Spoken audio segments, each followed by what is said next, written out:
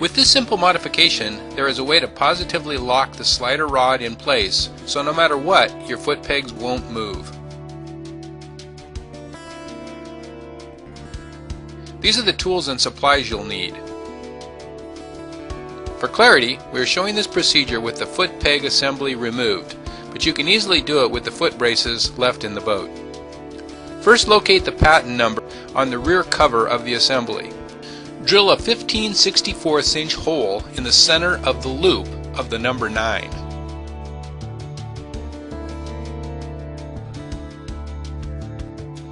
Only drill through the first layer of the cover.